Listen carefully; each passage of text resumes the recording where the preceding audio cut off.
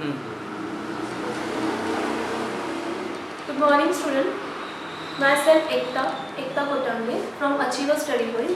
मैं आपको हिंदी पढ़ाती हूँ और इसके प्रीवियस क्लासेस में ऑलरेडी मैं 2 से 3 वीडियो अपलोड कर चुकी हूँ जो शब्द भेद के ऊपर था। लास्ट वीडियो जो हम लोगों ने डाले थे उसमें मैंने आप लोगों को जातिवाचक, पहले व्यक्तिवाचक संज्ञा और सेकेंड उसमें था जातिवाचक संज्ञा के बारे में पढ़ा चुके हैं।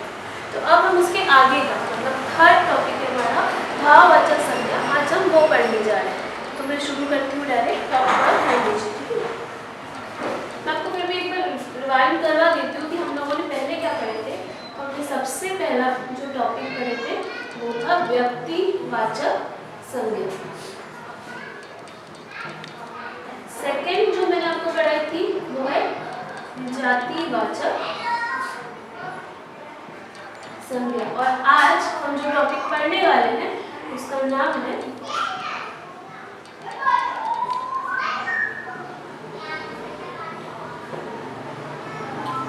क्योंकि मैं ऑलरेडी पढ़ा चुकी हूँ तो मैं डायरेक्ट भाववाचक संज्ञा से शुरू करने वाली हूँ। तो हम भाववाचक संज्ञा के बारे में पढ़ते हैं कि जिस संज्ञा शब्द से किसी व्यक्ति, वस्तु या स्थान के गुण, दोष, भाव, स्थिति का बोध होता है उसे हम भाववाचक संज्ञा कहते हैं। अगर मैं शॉर्ट में समझाने की कोशिश करूं, अगर हम परिभाषा पे ना जाते हुए इजी मेथड, तो जिस शब्द से हमें फीलिंग महसूस होती हो, जिससे हम भाव महसूस करते हैं, ऐसे शब्दों को हम भाववाचक संज्ञा कहते हैं। जिसको हम लोग फीलिंग कहते हैं, हम उसको भावनाएं कहते हैं, उसी को भाववाचक संज्ञा कहा जाता है। तो मैं इसकी परिभाषा लिखकर भी देती हूँ। जिस संज्ञा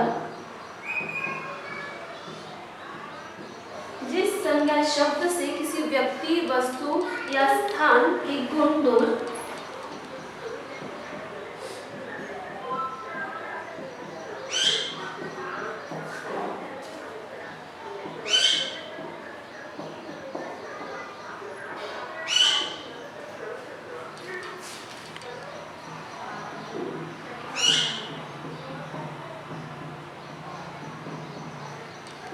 गुण, दोष, भाव, स्थिति,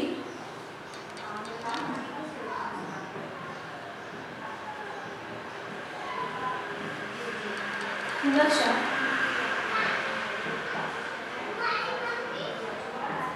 नशा का बोध होता है उसे, नशा का ज्ञान हो उसे भाववाचक संज्ञा कहते हैं। नशा का बोध होता है उसे भाववाचक संज्ञा कहते हैं। तो जैसे आपको लगे नशा का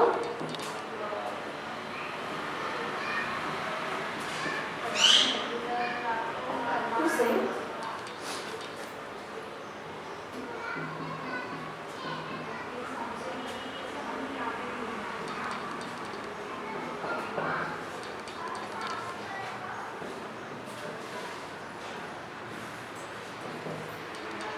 तो यह है हमारी परिभाषा। ठीक है, तो परिभाषा को एक बार फिर से देखिए। जिस संज्ञा शब्द से किसी व्यक्ति, वस्तु, स्थान के गुण, उसके गुणों के बारे में, उसकी कमियों, उसके दोषों के बारे में, उसके भावों के बारे में, भावनाओं के बारे में, उसकी स्थिति जिसको हम परिस्थिति कहते हैं, उसकी दशा का ज्ञान होता है, उसे भाववाचक संज्ञा कहते हैं। तो आपको सबसे पहले अगर आप परिभाषा पे न जाते हो, अगर आप सिंपल भाषा में समझना चाहते हैं, तो जिस चीज़ों को, जिन भावनाओं को हम महसूस कर सके उसे हम भाववाचक संज्ञा कहते हैं। तो इसमें कैसी चीज़ें आते हैं, कैसे उदाहरण है वो मैं आपको लिख के दे रही हूँ। साथ ही साथ जातिवाचक संज्ञा से भी हम भाववाचक संज्ञा कैसे बना सकते हैं मैं वो भी आपको बताती हूँ। तो आप एक बार आप उसको अच्छे से देख लीजिए, अपनी कॉपी में लिख लीजिए ताकि मैं इसको मिटा सकूँ। ठीक है,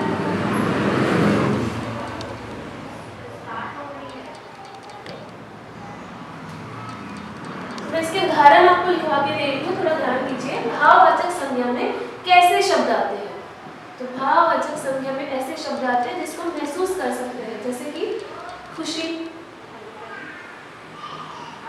खुशी दिखाई नहीं देती है लेकिन खुशी को महसूस करते हैं। उसी तरीके से दुख, मुस्कुराहट,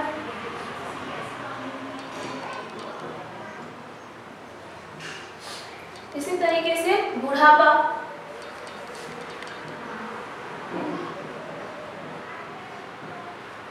बचपन,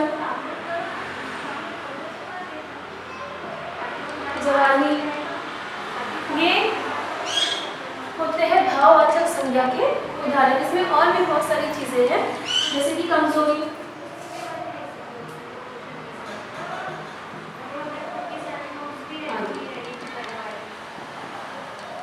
तो ये होते हैं भाववाचक संज्ञा के उदाहरण, जिससे वाक्य आपको इससे इसके ऊपर आपको वाक्य जो है वो आते हैं पेपर में, उसको अंडरलाइन किया होता है, अधोरेखित किया होता है, और आपको उसका भाव पहचानना है, कौन सा भाववाचक संज्ञा है या कोई किस प्रकार का वो संज्ञा है। तो अभी देखो मैं आपको इसी शब्द पे 2-3 उदाहरण जो वाक्य है वो भी मैं आपको दिखा रही हूँ कि किस तरीके के वाक्य आपको इसमें आ सकते हैं। इन्हीं शब्दों को लेकर हम वाक्य बनाते हैं।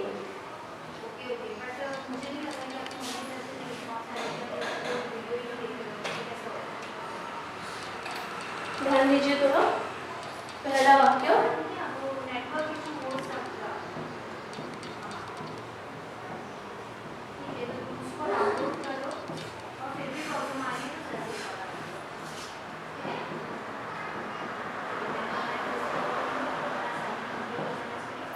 ये जो वाक्य मैंने आपके सामने लिखी है, बुढ़ापे में कमजोरी आ जाती है, तो थोड़ा ध्यान दीजिए।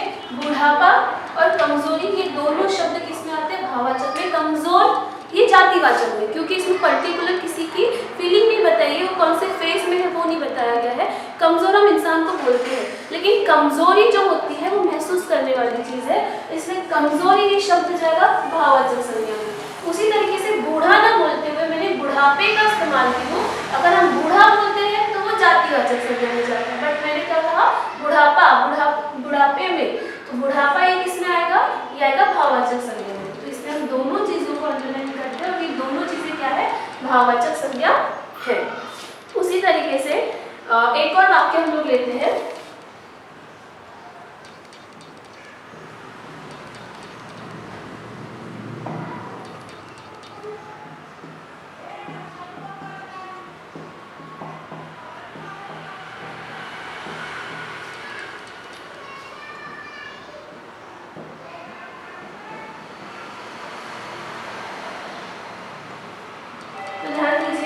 बचपन में सभी को मिठाई पसंद होती है।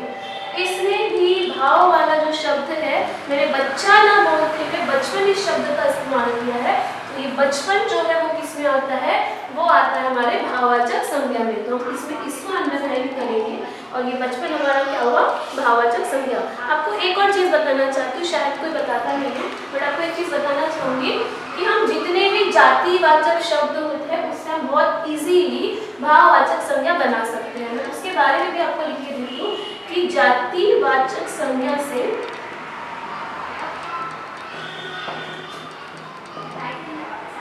भाववाचक संज्ञा बनाया जाता है।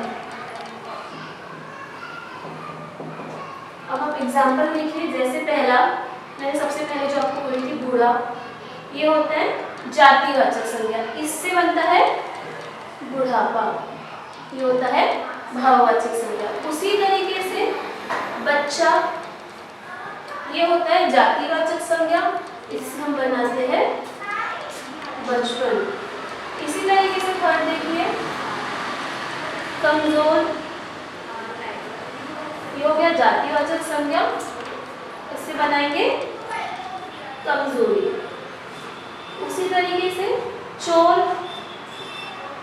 उससे बनाएंगे चोरी। उसी तरीके से डाकू, ये हो गया जातिवाचक संज्ञा, उससे बनाया जाता है डाका, क्योंकि डाकू क्या करते हैं? डाका डालते हैं, तो वो हो गया भाववाचक संज्ञा। और उसके अलावा तो ये सारे एग्जाम्पल, खुशी, दुख, मुस्कुराहट, ये बहुत इजी शब्द है, इसके ऊपर तो आप सेंटेंस बना सकते हैं। ठीक है, तो जितना जरूरी है उतना तो मैंने आपको यहाँ पे लिखा के दी है, तो आप इसको एक बार अच्छे से देख लीजिए। तो ये यहाँ पे होता है हमारा भाववाचक संज्ञा कदम।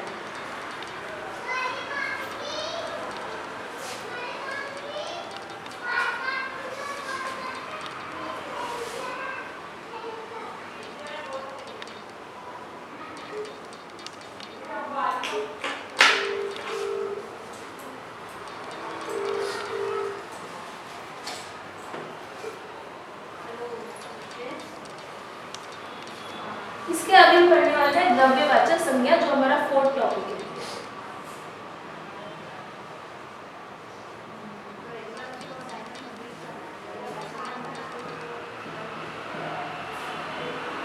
याद रखिए कि संज्ञा के जितने भी प्रकार में पढ़ाई हूँ ये कंपलसरी आते ही आते हैं।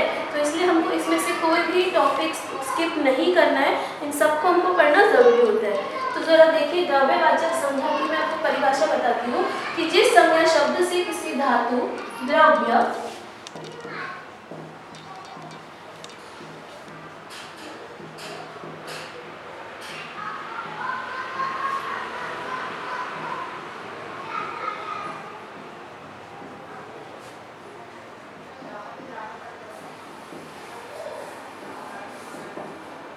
जिस संज्ञा शब्द से किसी धातु, द्रव्य अथवा पदार्थ का बोध हो,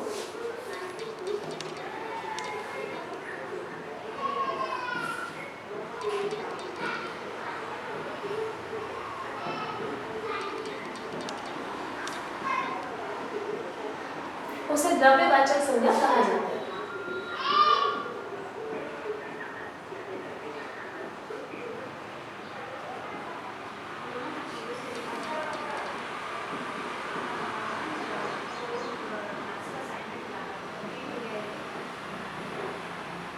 इसको याद रखने के लिए मैं आपको एक और तरीका बताती हूँ।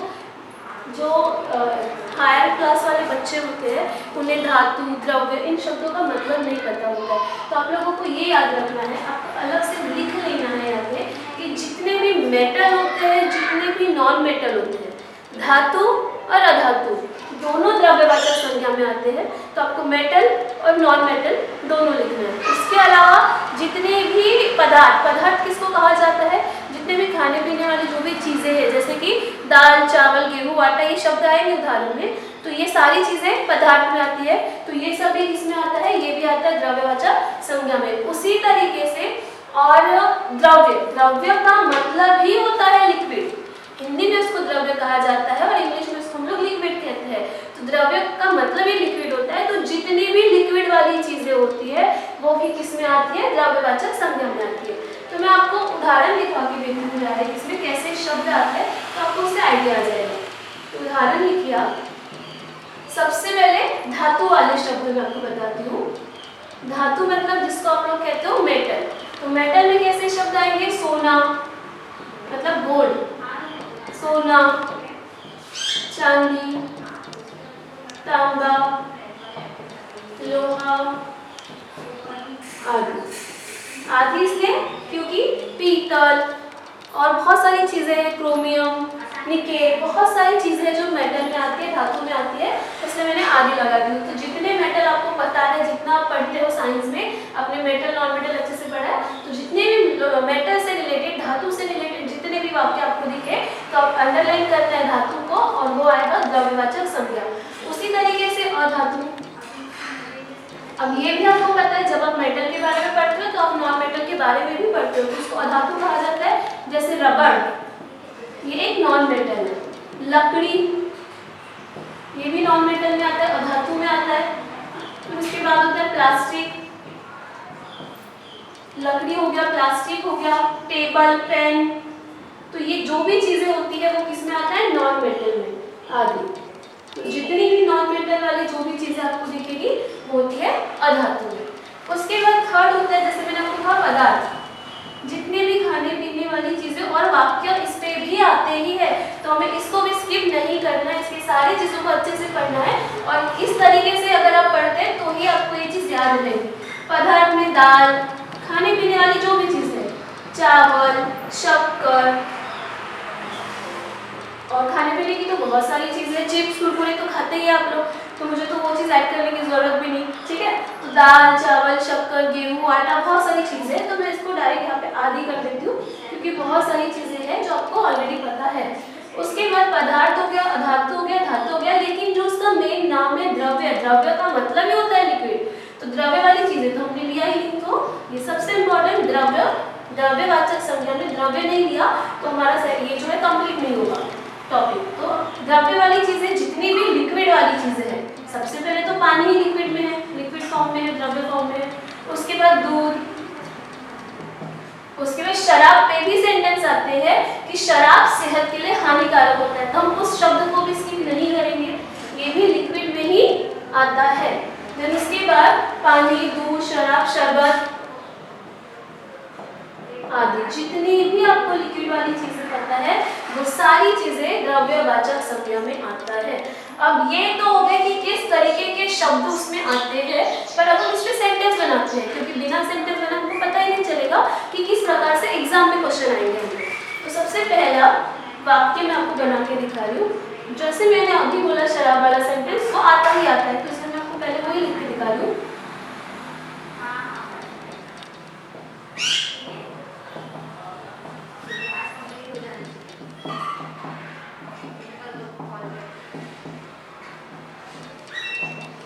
ये हो गया हमारा पहला सेंटेंस। दिखाई दे रहा है क्लियर कि शराब ये ऐसी चीज है जो लिक्विड फॉर्म में है।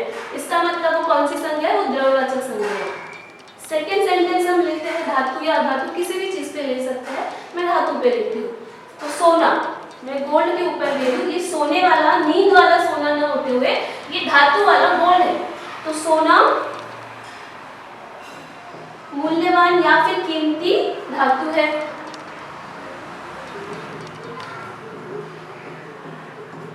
सोना मूल्यवान धातु है, महंगा होता है, तो ये सोना।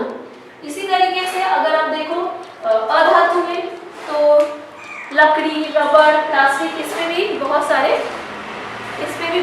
क्या होते हैं। तीसरा सेंटेंस लिख रहे हैं हम लोग, तो तीसरा सेंटेंस में देख लीजिए, हम अधातु के ऊपर एक सेंटेंस ले लेते हैं। तो अधातु के ऊपर जैसे गेहूं पीसा जा रहा है। अगर आप इसको देखो तो इसमें गेहूं जो है ये इसमें आता है, पदार्थ में आता है। तो इसी तरीके से गेहूं भी क्या हो गया? ये भी द्रव्यवाचक संज्ञा हो गया। तो आप अच्छे से ध्यान दीजिए, इसमें जितनी भी चीजें हैं सब पे सेंटेंस बनते हैं। मैंने उसमें से कुछ 3 सेंटेंस आपको बना के दिखाए हैं, तो आप थोड़ा इस पर ध्यान दो कि और सेंटेंस बनाने की आप कोशिश करें। मैंने 3 लिखा है, आप इसको 5 करें। 2 सेंटेंस आप बना के देखो, तो ही आपको ये चीज समझेगी। और इसको पढ़ने के बाद आपको इन चीजों को पढ़ना जरूरी है कि द्रव्यवाचक संज्ञा में एग्जैक्टली कौन से शब्द होते हैं। धातु, अधातु, पदार्थ, द्रव्य, ये 4 चीजें अगर आपने पढ़ ली तो आपको परिभाषा पढ़ने की भी जरूरत नहीं होती है। 4 चीजें जरूरी है जो आपको याद रखनी है। तो इस तरीके से हमारा द्रव्यवाचक संज्ञा भी खत्म हो गया। और हमारा लास्ट टॉपिक है जो है समूहवाचक संज्ञा, तब जाके हमारी जो संज्ञा का टॉपिक है वो खत्म होगा। तो मैं डायरेक्ट आपको इसके आगे का बता देती हूँ। लास्ट टॉपिक समूहवाचक संज्ञा, और जो सबसे छोटा टॉपिक है और सबसे इजी